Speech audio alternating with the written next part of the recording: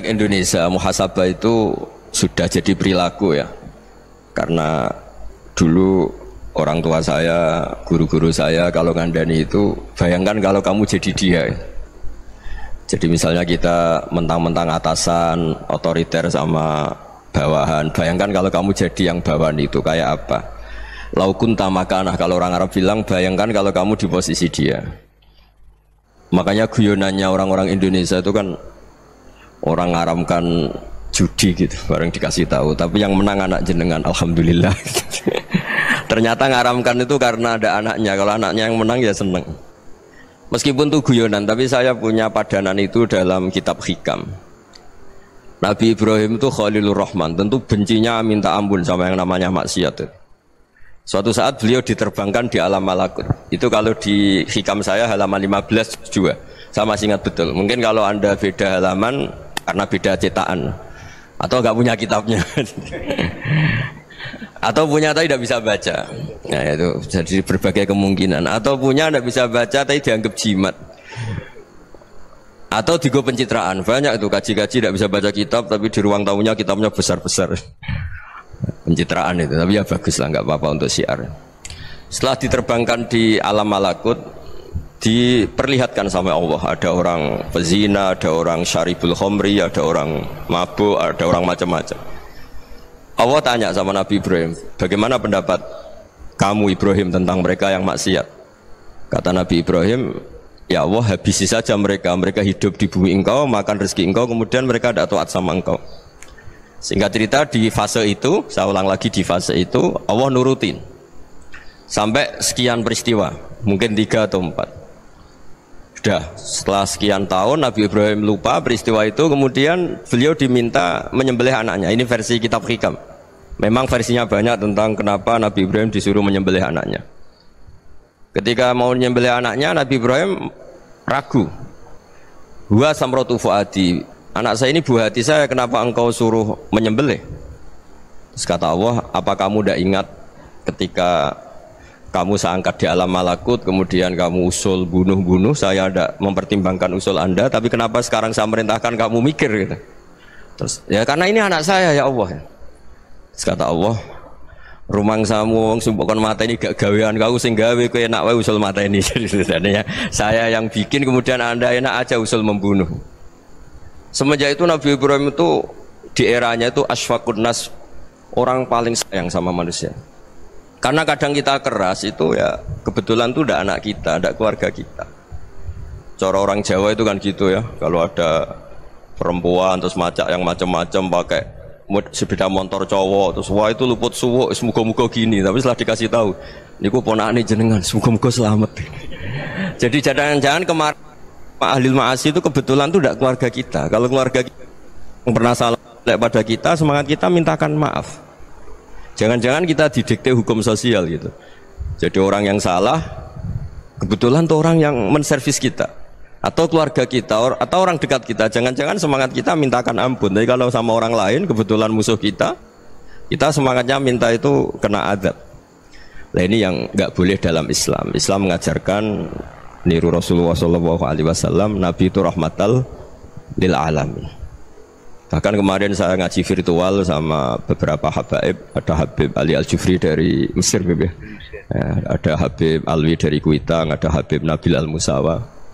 Dari sekian habaib itu saya masih ingat diantaranya yang didawuhkan rahmatan lil alamin itu ketika Nabi adahu kaumuh, disakiti oleh kaumnya, dan itu mereka masih kafir semua. Itu mereka dapat doanya Nabi, Allah mahdi qaumi fa innahum la ya'lamun. Kayak apa baiknya Nabi, orang yang menyakiti, yang melukai, tapi Nabi masih berdoa, Allah mahdi qaumi fa innahum la ya'lamun. Sayyidina Umar dapat doanya Nabi itu ya khina kana kafiran, ketika masih kafir didoakan. Allahumma aizzal Islam bi Umar. Itu ketika masih kafir. Itu pelajaran bagi kita bahwa yang sedang tidak cocok pun itu berdapat doa kita. Ya doa supaya kondisi kita baik, hari tambah baik. Karena agama ini, saya berkali-kali bilang, limangka nayar juwa hawal yawmal akhir. Agama ini diperuntukkan bagi yang selalu punya harapan pada Allah Subhanahu wa Ta'ala. Saya cerita muhasabah ini tentang hubungan kita dengan Allah. Di Indonesia itu banyak orang fasik, banyak orang nakal. Ya di mana-mana orang nakal itu ya mayoritas, wa aksaruhum fasikun. Tapi berkahnya harapan. Mungkin saya kira nakal sok benda, mungkin saya kira sholat sok ben sholat, mungkin sekarang belum sakho, belum dermawan, suatu saat dermawan. Barokahnya itu kefasikan ini dianggap sementara, sedang fasik, sedang tidak benar. Karena kiai-kiai kita, para guru-guru kita, para habaib utamanya itu mesti bilang semoga husnul khotimah. Nah barokahnya doa itu semoga husnul khotimah itu menjadikan satu pola sosial. Yang sedang fasik ini masih diharapkan jadi lebih baik, jadi lebih. Sehingga kita tidak ngambil sikap ekstrim, ya ingin menghabisi atau ingin mengadili, tidak. Karena selalu kita punya harapan. Dan agama ini limangkan erjuwo hawal yawm akhir. Bayangkan dulu kalau yang nakal itu anak kamu. Pasti kamu nggak ingin kan langsung dapat azab, dapat apa. Padahal kita semua jadi tokoh ini abul kulli, bapak dari semuanya. Sehingga ketika Rasulullah SAW jalan-jalan kemudian melihat perempuan sedang menyalakan api. Kalau apinya mati ditiup, anaknya dijauhkan. Nanti kalau sudah jauh dari api, anaknya digendong lagi. Terus kata Rasulullah, matur ke semua sahabat, Aro'aitum anna hadih tarihatan waladaha alan nar. Apa kamu berpendapat bahwa perempuan ini akan melemparkan anaknya ke neraka? Tidak ya Rasulullah. Tidak akan seorang ibu melemparkan anaknya ke api. Terus kata Rasulullah, Allahu arhamuh min hadih biwaladiha. Allah lebih rahman, lebih rahim dibanding orang tua ini kepada anaknya. Ini yang harus kita kenalkan terus, kita kampanyakan terus, supaya orang hubungannya dengan Allah itu nyaman, asik. Sehingga dengan demikian selalu ada harapan bahwa yang sedang nakal ini suatu saat tobat. Kita tidak boleh menghukumi pasti begini, pasti gini, itu tidak wilayah kita. Itu juga yang dicontohkan Rasulullah SAW. Secara lahir Nabi itu nggak berkenan sama Wahsy, karena Wahsy itu salahnya salah fatal karena membunuh ahabban nasi ila Rasulillah, yaitu membunuh Sayyid Hamzah. Jadi ketika Wahsy tobat, Nabi itu terima tobatnya. Dan ketika beliau dengan basariyahnya agak siap ketemu Wahsy karena harus ingat Sayyid Hamzah, basariyahnya diturutin. Oke, kamu iman saya turutin, tapi jangan sering ketemu saya. Karena kalau ketemu kamu saya masih ingat sama paman saya Sayyid Hamzah. Kita bisa ngelola seperti itu. Kita tidak cocok sama orang, bagaimanapun mereka umat Rasulullah SAW, kita tetap mencintai mereka.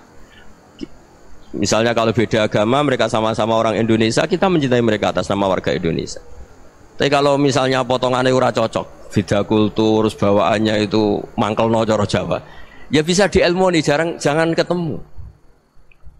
Wong sudah tidak cocok, ingin ketemu nyari solusi. Roh ini tok seneng itu kan ya repot itu. Ya sudah kalau nggak mati cocok ya jangan sering ketemu. Dan itu kita bisa memanage seperti itu tuh bisa. Saya berkali-kali cerita tentang Imam Syafi'i.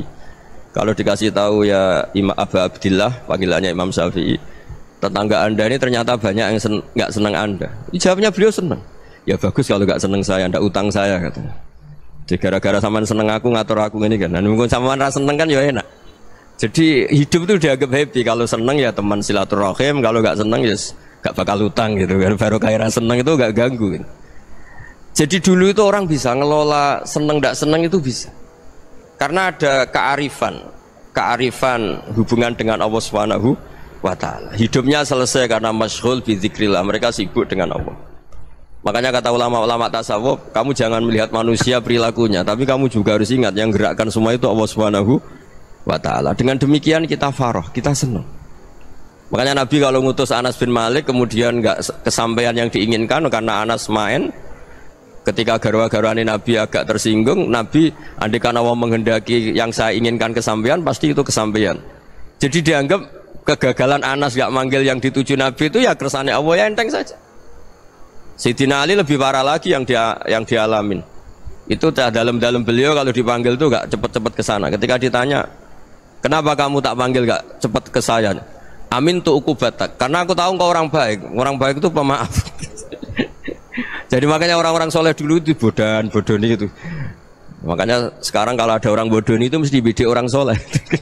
Kalau orang-orang soleh itu kakean husnudzon lagi sering dibodonin. Abdul bin Umar itu masyhur itu.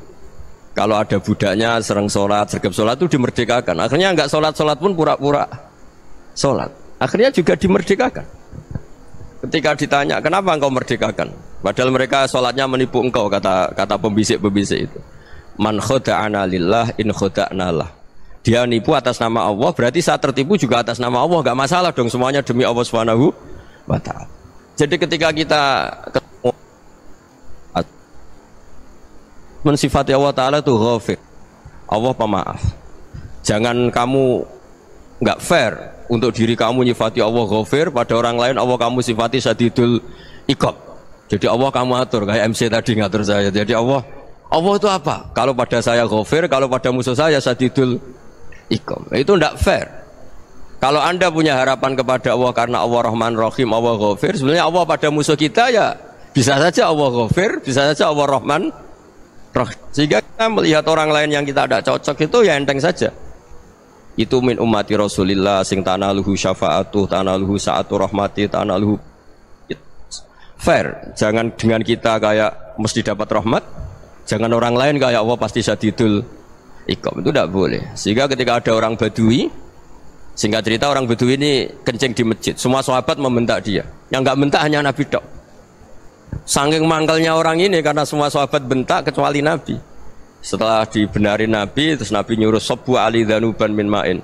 Setelah disucikan masjid itu, dia berdoa keras sekali. Allahumma arhamni wa Muhammadan wa la tarham ma'ana ahadan. Ya Allah, yang berhak dapat rahmatmu hanya saya dan Nabi Muhammad, yang lainnya jangan. Karena yang lainnya tuh jengkelin, gitu aja saya salah dimarah-marahin gitu. Jadi kalau kamu doa terbatas ya kayak orang Bedui ini, kayak orang Arabi. Apa kata Nabi? Laqad tahajjarta wasi'an. Allah yang rahmatnya luas menjadi kamu sempitkan. Karena kamu mau atur Allah hanya Rahman pada Indonesian Power, pada NU, pada kita, yang orang lain nggak perlu dapat. Itu kan kasihan Islam, karena Islam terus gak dimiliki semua orang. Allah gak dimiliki semua orang, Rasulullah gak dimiliki semua orang, karena di NU, di ormas tertentu, di gak boleh seperti itu. Gak boleh takhasyar tawasian, kata Nabi, gak boleh mempersempit zat yang rahmatnya itu luas. Ini semoga etika ini kita pakai di Indonesia. Yang sedang fase kita harapkan lebih baik, yang sedang gak dapat hidayah kita doakan dapat apa? Hidayah. Masyhur kan, makanya tadi saya mohon sama Habib Ali supaya Habib Ahmad supaya tetap mahalul qiyam tabaruk sama Habib Ali. Di antara doa-doa di Simtud Duror masyhur itu antuqa bilal mudhniba minnah bil ghufran wal musi'ah bil ihsan. Jadi harapannya para habaib, para orang-orang baik dulu ya, semoga yang dosa itu dimaafkan, yang sedang salah dibuka, bikin lebih baik. Nabi itu tugasnya juga gitu. Wastaghfir li dzambika walil mu'minina wal mu'minat. Nabi itu tugasnya juga memintakan ampun yang sedang salah. Nah, ini cobalah jadi etika kita, muhasabah kita. Jadi muhasabah itu cara berpikir kita set, kita pikir ulang. Ternyata semangatnya seorang nabi itu wastaghfir li dzambika walil mu'minun. Semangatnya itu memintakan ampun. Orang ahli tafsir tahu semua kalau Nabi itu tidak mungkin dosa. Jadi itu khitabun lin Nabi wa urida bihi ummatu, itu khitab Nabi, tapi yang dimaksud itu umatnya, karena Nabi tidak akan mengalami dzambun, tidak akan mengalami dosa. Sekarang enggak, kadang-kadang kita ini kalau orang lain salah itu semangat. Kalau di perusahaan ada teman salah, apalagi miran salah itu seneng, barokahnya salah bisa ganti kan gitu. Jadi kalau mungkin di dunia tokoh juga gitu, barokahnya ada tokoh salah, kita yang jadi populer sendiri, tidak boleh seperti itu. Kita harus salimus sodri di jami'il muslimin. Jadi ini harus dilatih. Saya tadi matur sama Habib Ahmad, latihan kita jadi hidup. Nabi itu kalau resep jadi wali itu kata Nabi gampang. Kata Nabi, kalau kamu ingin disenangin Allah, ya sudah. Kalau kamu asbahta wa amseta gini-gini, perasaan kamu, kata Nabi, jangan punya perasaan ghil sama orang muslimin. Itu sudah wadzalika min sunnati. Makanya Nabi ngendikan la yablughni ahadun an ahadin syai'an. Ada yang baca la yuballighni ahadun an ahadin syai'an. Seseorang jangan melaporkan ke saya tentang salahnya yang lain. Fa inni akhruju ilaikum wa ana salimus sadri. Karena saya ingin ketemu sampean semua dalam keadaan salimus sadri, tidak punya perasaan apa-apa. Karena kalau nurutin membisik, nurutin informasi itu ya repot, karena orang pasti sepihak. Ada kiai yang top datang ke kampung-kampung ning desa-desa. Kata yang seneng itu punya akhlak. Wah, itu bagus orang besar datang ke kampung-kampung. Kata yang nggak seneng, wah itu jobnya kiai kecil kok diambil, itu kan ya kasihan itu kan sudut pandang. Makanya saya sering bilang, akal kita ini cukup untuk mentasdik Rasulullah SAW. Meskipun perasaan kita kadang orang Jawa itu beda. Saya berkali-kali bilang sama peneliti dari Jogja, kenapa sih Gus para nabi itu kok poligami istrinya banyak? Nabi Dawud katanya itu berapa? Itu Nabi Sulaiman malah jumlahnya agak terbatas ini. Nabi Muhammad itu paling sedikit. Saya tanya gini, perempuan itu orang lemah, jadi kalau nolong orang satu gimana baik, kalau nolong orang dua ya lebih baik, ya sudah kira-kira seperti itu. Paling tidak akal kita masih tahu kalau orang baik itu kan mesti baik, nolong orang satu baik, nolong orang dua ya lebih baik, nolong orang tiga lebih baik. Tapi kalau kamu orang nggak baik, satu saja kamu terlantarin, kamu miskinkan, kamu ya tinggal ukur kan, kalau orang baik nambah baik, tapi kalau orang buruk tambah buruk. Nah itu akal kita bisa menganalisis kenapa sih nikah itu ada yang poligami, ada yang enggak. Ya sudah, ukur saja diri kamu. Misalnya kayak saya elek keriting, rabi terus, memperbanyak wong elek, orang perilaku netok, raine dadi elek kabeh gitu. Tapi nak kowe ku ganteng, alim, ganteng, sugih, anake ganteng-ganteng, berhubung kowe saleh ahli swarga kabeh, mertua yo bangga karena karir kamu meyakinkan. Ini mertua kamu aja enggak bangga mau nambah. Ipar enggak bangga, mertua enggak bangga, desa kamu yang kamu wayai juga gak beda dengan Nabi ketika nikah Juwairiyah itu nggak ada pernikahan sebarokah Nabi dengan Juwairiyah itu asharu Rasulillah. Di situ habis perang banyak tawanan, gara-gara jadi besanya Nabi langsung dibebaskan semua karena asharu Rasulillah. Sekarang besanya Kanjeng Nabi. Dulu Abu Sufyan memangkalnya bukan main sama Nabi, gara-gara putrinya dinikah terus langsung jadi. Kalau kamu kan enggak, nikah satu, nikah lagi, satu kampung musuh kamu karena istri pertama ya cemburu, yang kedua agak bangga. Wah itu selesai itu dunia wal akhirah. Maksud saya nganalisis Islam itu harus pakai akal, dan akal yang dipakai ini saya bawa ke kitab Ihya adalah pikiran-pikiran para ulama. Makanya ketika Imam Ghazali ketika ditanya fakaifa bi muslimin fasikin asawaha fi jami'i amri, kalau ketemu orang fasik, orang Islam tapi fasik, perilakunya nggak ada yang benar. Kata Imam Ghazali jawabnya lucu, aneh. Mamin muslimin illa wa islamuhu ta'ah. Tidak ada orang Islam kecuali dia mau Islam, membenarkan Allah dan Rasul itu sudah taatnya dia. Kok kamu tidak bisa melihat taatnya dia? Dia pikirannya kan ini pemabuk, ini tukang apa. Tapi kata Imam Ghazali, sebenarnya kamu masih bisa berpikir positif. Mamin muslimin illa wa islamuhu ta'ah. Tidak ada seseorang Islam ketika dia milih Islam itu pasti ada taatnya, yaitu tasdik pada Allah dan tasdik kepada Rasulullah SAW. Jadi dengan pola seperti itu, maka di antara guru-guru kita yang modern ya di era Mbah Maimun, di sini ada Habib Ahmad, Habib Salim, syair yang sering dibaca beliau adalah ada orang munajat sama Allah. Ini cerita munajat. Itu orang itu ngendikan gini, ana muznibun, ana mukhtiun, ana asi, huwa rahimun, huwa ghafirun, huwa afi.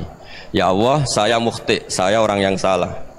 Ana mutnib, saya orang yang dosa. Ana asin, saya sering maksiat. Tapi engkau ya Allah, engkau ghafir, pemaaf. Engkau rahim, maha pengasih. Engkau afin, yang mudah memaafkan. Terus kata orang ini, ya agak kurang ajar tapi saking senengnya sama Allah. Qobal tuhunna salasatan bisalasat. Ya gini saja ya Allah, sifat engkau diadu dengan sifat saya. Engkau Tuhan, Gusti, enggak boleh kalah katanya. Terus wasatahliban ausofu ausofi, dan kau pasti pemenangnya gitu. Jadi ada orang rayu Allah dengan cara seperti itu ya ada ya.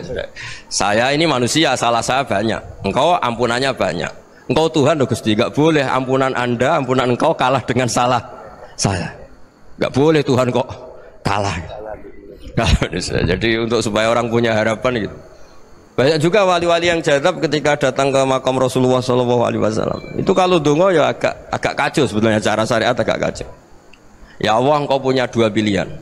Jika engkau menjadikan saya soleh, surah habibuk, yang senang kekasihmu, yaitu Rasulullah SAW. Tapi jika engkau menjadikan saya fasik, surah adubuk, yang senang itu setan. Monggo jenengan mau menyenangkan kekasih jenengan, mau menyenangkan musuh jenengan, monggo jenengan bebas kok memilih. Nah, mestinya Allah ya senang menyenangkan kekasihnya. Jadi ya, intinya Allah dipaksa untuk menjadikan dia orang soleh gitu. Jadi kayak kemarin itu Pak Bu siapa yang kesini itu, yang sama jenengan itu kuliah kesini itu sama Habib Ahmad. Saya pertama nggak mau, lama-lama Habib Ahmad ini gimana Gus, orang tahunya saya dekat jenengan, kalau nggak kasil saya waduh ini kayak doanya wali yang tadi. Nggak punya pilihan, nggak ada pilihan ini. Jadi saya mohon muhasabah itu dimulai cara berpikir. Makanya di sini sebetulnya tag ini supaya dapat barokahnya Ihya. Ini kitab yang disenangi para habaib, para ulama. Sebetulnya tag di muhasabah itu redaksinya gini ya, yang lengkap. Hasibu anfusakum qabla an tuhasabu wa zinuha qabla an tuzanu wa tahayya'u lil ardil akbar. Jadi ada kata wazinu, jadi ukur. Perilaku Anda ini diukur, ditakar. Misalnya kita sebagai suami kan ya punya hal-hal yang kita tidak ideal. Cara wong Jawa mesti pesek. Cara rezeki ya pas-pasan. Dan kita juga kalau makanya agak boleh tanya istri begini, apa saat cinta pertama Anda? Pasti Anda kecewa. Orang jadi istri hanya korban terakhir itu. Sudah. Karena orang kalau ngelamar kemana-mana gak jadi, yang jadi istri itu pasti korban terakhir itu. Jarang istri pilihan pertama, jarang. Ayo semua yang nikah. Rata-rata itu pilihan Anda pertama Pak, dari sekian ditolak di mana-mana terus.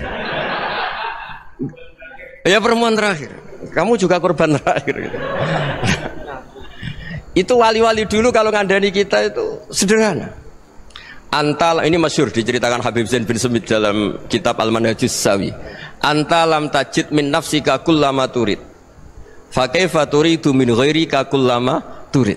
Kamu yang ingin ideal saja, kamu tidak menemukan pada diri kamu untuk menjadi ideal. Kamu kan ingin ganteng, ingin punya uang banyak, ingin perilaku Anda sempurna. Anda saja yang punya keinginan tidak bisa mewujudkan keinginan Anda sendiri.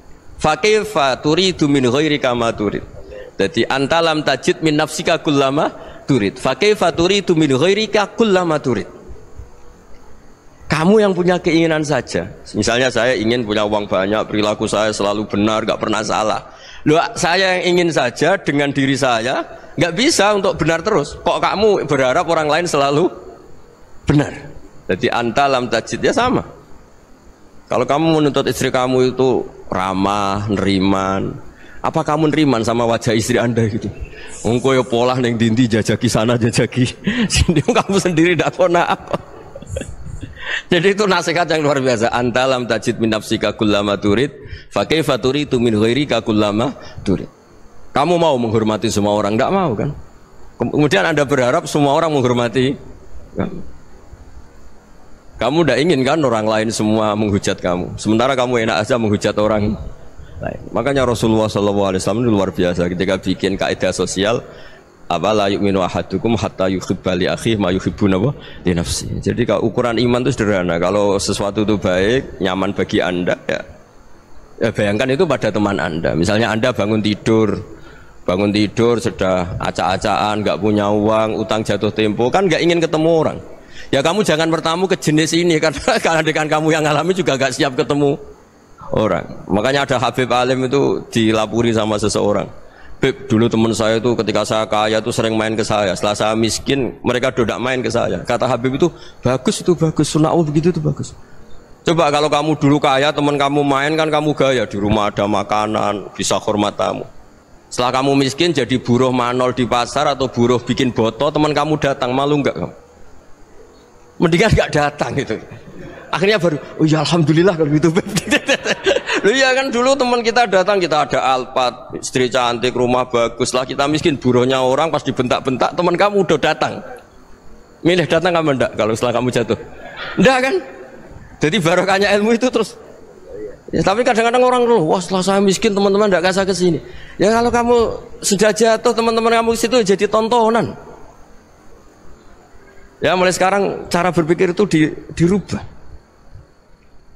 Dulu yang namanya kiai itu kalau diundang orang itu ya agak-agak senang. Semenjak saya itu agak rubah. Mengundang kiai, ngatur kiai itu tak haram-haramkan ya ada lumayan lah sekarang itu sudah mulai agak beretika. Dulu itu ngundang tuh tanggalnya ditentukan, jamnya ditentukan, enggak mikir apa kiai saat itu nganggur, enggak. Punya wadifah, enggak. Dia milih tanggal yang dia nganggur, enggak mikir pas itu kiainya nganggur apa, enggak. Ya saya hanya cerita aja, kamu tersinggung ya monggo, boten ya monggo itu kan. Jadi saya mohonlah supaya tadi saya juga matur ke Habib Ahmad. Jadi untuk orang merasa ikut sunnah Rasul itu gampang sekali kata Sayyid Muhammad. Dulu Nabi berpakaian ala daerahnya. Kalau mikot ya pakai mikotu baladi. Karena Nabi orang Madinah dan beliau berdomisili di Madinah ya misalnya mikotnya dari Bir Ali misalnya. Tapi kalau Anda orang kawasan Tanim mau umroh ya dari Tanim, misalnya kawasan Jirona ya dari Jirona.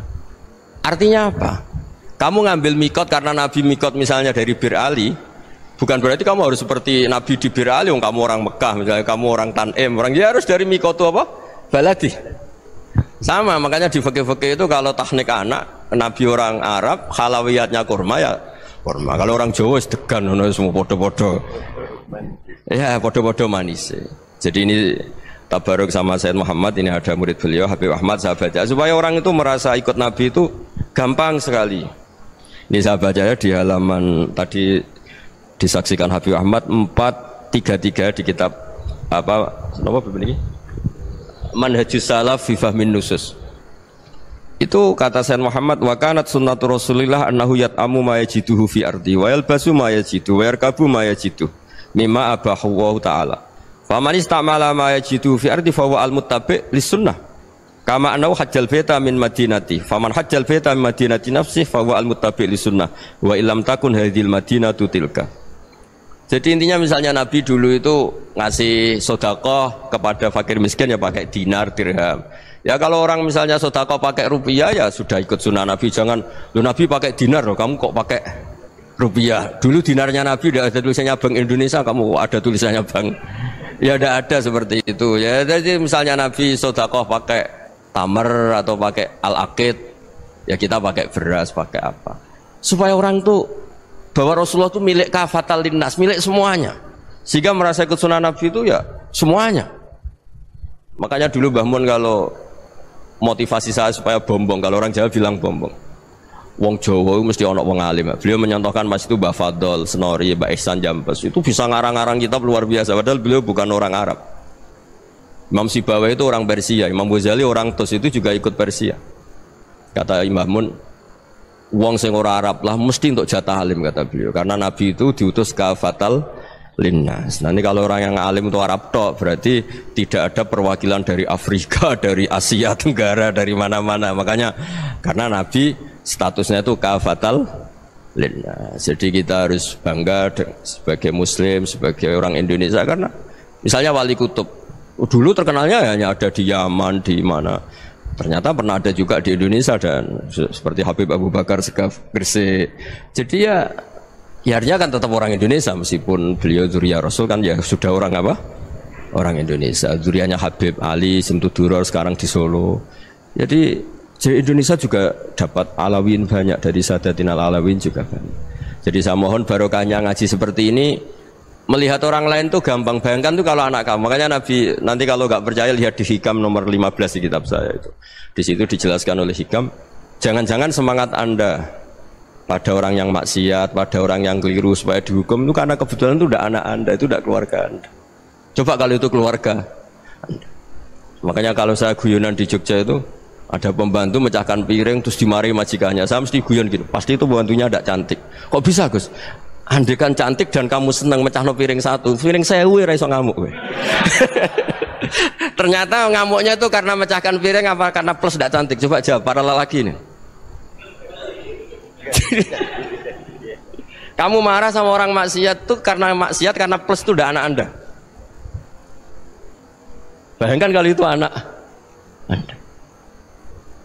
Itu hebatnya Rasulullah SAW, karena kita yang salah pun kadung umatnya, Nabi tetap ngasih fasilitas syafaati li ahlil kabair min ummati. Kayak apa baiknya Nabi? Udah ikut maksiat tapi ikut fasilitasi ngasih syafaat. Loh kalau li ahlil ibadah kan wajar, Nabi ketika ini syafaati li ahlil kabair min ummati. Ya karena tadi logika yang dibangun Rasulullah itu logika yang luar biasa. Kita semangat orang lain kena hukuman itu karena kita tidak punya ra'fah, tidak punya rahmah. Coba kalau Rasulullah yang bil mukminina raufur rahim, semangatnya itu mendoakan supaya tobat, mendoakan diampuni. Dan itu juga yang diperintahkan oleh Allah Subhanahu wa taala, wastaghfir li dzambika walil mu'minina wal mu'minat. Ya semoga barokahnya ngaji ini, barokahnya Habib Ahmad, barokahnya Maulid Simtuduror, barokahnya semua kitab madaih tiba berjanji semuanya, barokahnya Ikhya, barokahnya Said Muhammad, barokahnya guru kita semua, Mbah Maimun, bapak saya. Kita ini ngikuti manhaj, ya, ngikuti apa? Manhaj. Saya sering didhawuhi Mbah Mun, kenapa ihdinas siratal mustaqim bukan siratoka? bukan jalan engkau ya Allah. Karena Allah itu nggak bisa kamu tiru. Allah itu tidak tidur, tidak makan, tidak kesel, tidak capek. Yang bisa ditiru itu siratal ladzina an'amta alaihim. Yang bisa ditiru manusia ya niru manusia. Karena Allah itu tidak bisa ditiru. Makanya ihdinas siratal mustaqim siratal ladzina. Dan niru siapa? Niru guru-guru kita. Termasuk niru cara pandang. Jadi misalnya ada orang awam di rumah itu hanya delok reng, delok tikus liwat, itu kan kayak nganggur. Kok ora tahajud malah mendelok reng. Melihatnya jangan gitu. Huwa tarokal ma'asiyah. Dia di rumahnya tidak dugem, tidak kemana-mana. Dia berarti malam itu tarkul ma'asi. Tidak nyopet, tidak garong, tidak ke tempat maksiat. Susahnya apa sih husnudzon? Jadi jangan lihat huwa tarkut tahajud, huwa tarokat tahajud, wa taroka qiyamul lail. Oke ya, namanya orang begitu ya tidak tahajud, tidak qiyamul lail. Tapi susahnya apa sih kamu bilang huwa tarokal ma'asiyah? Dia juga meninggalkan maksiat, dan tarkul maksiat itu tuh ibadah. Supaya orang tuh gampang lah husnudzon sama orang muslim. Ini orang mukmin, orang yang luar biasa. Di mata Allah itu orang yang luar biasa. Kayak tadi Imam Ghazali, kalau saya ketemu orang muslim kemudian dia tidak pernah baik, gimana? Kata Imam Ghazali, ma min muslimin illa wa islamuhu ta'ah. Tidak ada orang Islam ketika dia mentasbihkan Allah dan Rasulullah, berarti dia juga punya taat. Ya ini latihan saja, sing iso nglakoni Habib Ahmad kula namung cerita mawon. Kula cerita secara akademik, saya punya kitab, saya baca dan alhamdulillah kita paham barokahnya para guru, dan supaya terbiasalah. Sebaik-baiknya ibadah husnudzonni billah wa husnudzonni bil mu'minin. Soal tidak cocok ya diilmoni tadi ya, namanya nggak cocok ya jangan sering ketemu. Seperti Rasulullah SAW, beliau karena sangat mencintai Sayyid Hamzah, ketemu orang yang pernah begitu sama Sayyid Hamzah ya beliau secara basyariah tidak siap. Tapi beliau secara cara bahasa sekarang, secara profesional, kalau beliau seorang nabi dan harus menerima tobatnya siapapun ya diterima.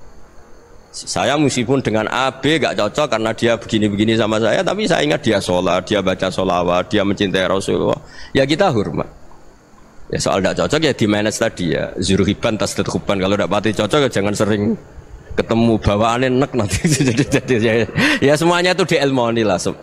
Makanya ngendikane Ma'ruf Al-Qurhi ada yang baca Al-Kharqi, mangqala fil yaumi salasa marrat aw marham ummata Muhammad kutiba minal abdal. Karena semangat mencintai siapapun satu hari sering baca marham ummata Muhammad, wa ma asli ummata Muhammad, wa ma tajawaz an ummati Muhammad, itu mesti kutiba minal abdal. Dia pasti termasuk wali abdal. Maksudnya semangat mencintai ya dilatih lah.